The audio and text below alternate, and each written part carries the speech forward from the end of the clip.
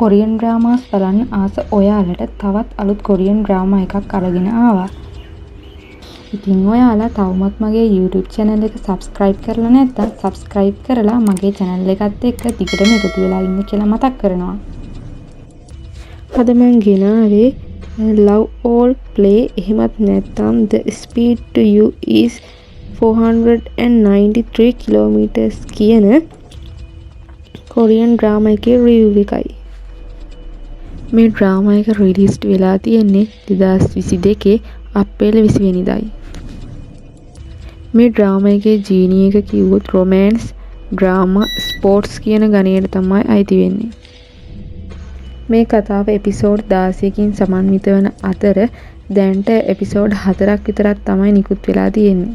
Park ජූ හෙවුන් සහ චේ යං හෙවුප් රංගනයෙන් දායක වෙයි.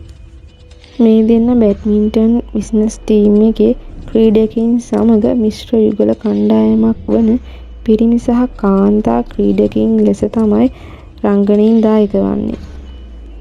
බැඩ්මින්ටන් ක්‍රීඩාවට ඇති ආසාව මෙන්ම ඒ සඳහා ඇති ආදරය නිරූපණය කරන දකුණු කොරියානු ආදර කතාවක් ලෙසයි මේක සලකන්න පුළුවන්.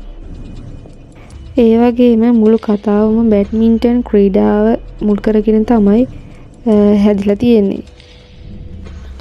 පාක් ටේ ජුන් කියන්නේ තම දෙමව්පියන්ගේ බැඩ්මින්ටන් උපකරණ ව්‍යාපාරය නිසා බැඩ්මින්ටන් ලෝකයට ආපු බැඩ්මින්ටන් ක්‍රීඩකයෙක්. එයා බැඩ්මින්ටන් ක්‍රීඩාව රස්සාවක් විදිහට කරගෙන ගියත් පස්සේ එයා ගෑනු ළමෙක්ට කැමැත්තක් දක්වන නිසා ඒක ආසාවෙන් කරගෙන යනවා. පාක් ටේ යන් කියන්නේ දක්ෂ බැඩ්මින්ටන් ක්‍රීඩිකාවක්.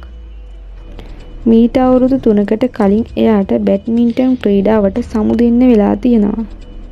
මෙයා අල්ලස් අරගෙන තියෙනවයි කියලා තමයි අවුරුදු 3ක් අයින් වෙලා ඉන්න සිද්ධ වෙලා තියෙන්නේ.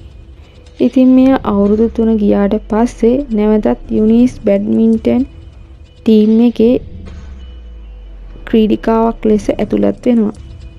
මේ කතාව ඔයාලා බලන්න කියලා ආරාධනා කරනවා. ඉස්සරහට මේ දෙන්න අතර කොහොමද ක්‍රීඩා කරන්නේ, ඒ වගේම මේ දෙන්න අතර කොහොම බැඳීමක් ඇති වෙයිද කියලා බලන්න.